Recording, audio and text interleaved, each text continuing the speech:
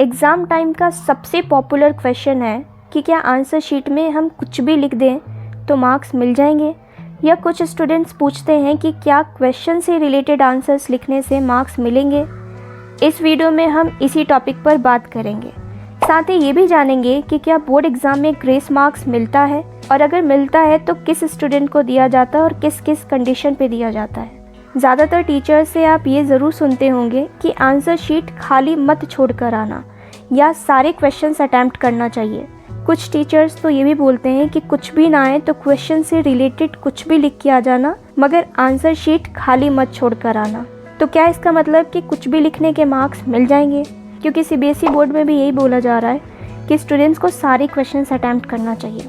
इस वीडियो में इस टॉपिक को हम डिटेल में समझेंगे, लेकिन इससे पहले अगर आप इस चैनल पर नए हैं तो हमारे चैनल को सब्सक्राइब कर दीजिए, क्योंकि इस चैनल पर हम एग्ज़ाम और स्टडी से रिलेटेड बहुत सारी वीडियोस अपलोड करते रहते हैं, जो कि हर एक स्टूडेंट के लिए बेनिफिशियल होता है।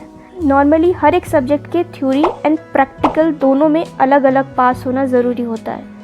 100 मार्क्स के सब्जेक्ट में अगर 80 मार्क्स थ्योरी के होते हैं और बाकी 20 मार्क्स प्रैक्टिकल के होते हैं, तो आपको 80 मार्क्स का एटलीस्ट 33% मार्क्स सिक्योर करना होता है, यानी 26.67। सीबीएसई ने इसको 26 रखा है। उसी तरह प्रैक्टिकल में भी 20 मार्क्स में से you have to score 33% of 20 marks.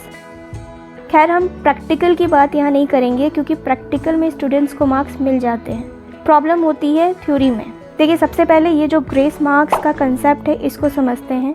Grace marks का मतलब है कि अगर कोई स्टूडेंट कुछ 2-4 नंबरों से पास होने से रह जाता है, यानी कि फेल हो रहा होता है, उस कंडीशन में 2 से 4 नंबर देकर उस स्टूडेंट को पास कर दिया जाता है। अगर किसी कैंडिडेट ने सभी सब्जेक्ट्स में एग्रीगेट मार्क्स सिक्योर किए हैं, लेकिन 2 सब्जेक्ट में फेल हो जा रहा है कुछ 2-3 नंबरों से, तो इस कंडीशन में उसको पास करने के लिए ग्रेस मार्क्स दिए जाते हैं। जैसे मान लेते हैं कि एक 12th क्लास के स्टूडेंट के इकोनॉमिक्स में 80 में से 26 मार्क्स पासिंग हैं और उसके 23 मार्क्स आ रहे हैं, तो उसको पास करने के लिए 3 मार्क्स और दे दिया जाएगा।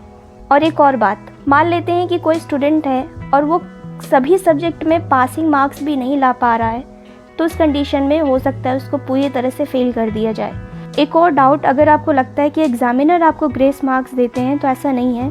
ग्रेस मार्क्स खुद बोर्ड के द्वारा दी जाती है। चलिए ग्रेस मार्क्स को थोड़ा और समझते हैं और एक और एग्जाम्पल लेते हैं कि अगर किसी स्टूडेंट के 1% से फर्स्ट डिवीज़न नहीं आ पा रहा है, यानी कि 59% आ रहा है, और 60% नहीं आ पा रहा है जो कि फ़र्स्ट डिवीज़न में आता है, तो उसको 1% बढ़ाकर फर्स्ट डिवीज़न भी दे दिया जाता है, अगर वो खुद से सभी सब्जेक्ट में पास होता है तो।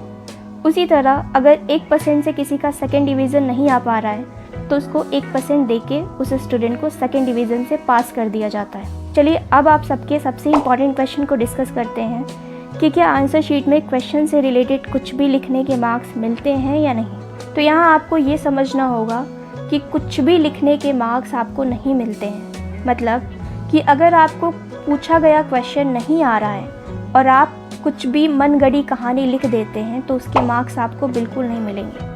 लेकिन अगर आप कुछ भी रेलेवेंट लिखते हैं और थोड़ा बहुत भी आंसर से रिलेटेड कुछ लिखते हैं, तो मार्क्स मिलने के चांसेस बढ़ जाते हैं। ख़ास तौर पर तब जब किसी स्टूडेंट के कम मार्क्स आ रहे हों, यानी अगर वो फेल हो रहा हो या कम मार्क्स आ रहे हो, तो उस कंडीशन में टीचर उस बच्चे को पास करने के लिए मार्क्स दे देते हैं उन क्वेश्चन के आंसर्स पे भी जो कि बहुत ज़्यादा एक्यूरेट नहीं होते। राइट, तो मुझे उम्मीद है ये डाउट आपका क्लियर हो गया होगा। तो शायद इसीलिए टीचर्स उन स्टूडेंट्स को बोलते हैं कि सारे क्वेश्चंस अटैम्प्ट करना है, ताकि हो सकता है अगर कोई बच्चा 2-3 नंबरों से पास नहीं हो पा रहा है तो वो पास हो सके। अब एक और कमेंट को देखते हैं। यहाँ मनप्रीत सिंह पूछते हैं, कोई न्यूमेरिकल क्वेश्चन है जो कि 3 मार्क्स का था, इन्होंने सिर्फ गिवन वैल्यूज़ लिखा है और उस वैल्यूज़ को पुट किया है, यानी कि इन्होंने सॉल्व नहीं किया है।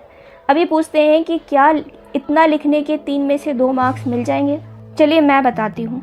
आंसर लिखते समय गिवन लिखना या फाइनल आंसर को अंडर बॉक्स करना केवल आपके आंसर रिप्रेजेंटेशन को इम्प्रूव करता है। न्यूमेरिकल क्वेश्चन पेपर में स्टेप मार्किंग होती है, जैसा कि आप स्क्रीन पर देख सकते हैं, जिसमें फॉर्मूले के मार्क्स भी होते हैं, फॉर्मूले में वैल्यू पुट करके सॉल्व करने के भी मार्क्स होते हैं और फाइनल आंसर्स के भी मार्क्स होते हैं।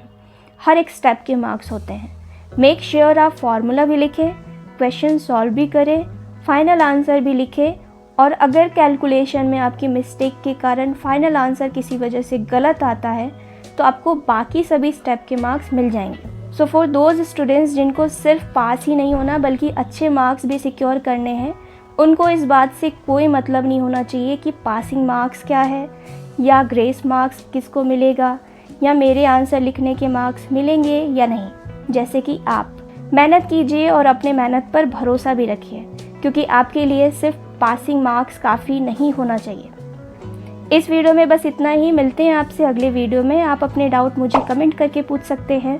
वीडियो अच्छी लगी हो तो इसको लाइक करके अपने फ्रेंड्स के साथ शेयर कीजिए और इस चैनल को सब्सक्राइब करना ना भूलें।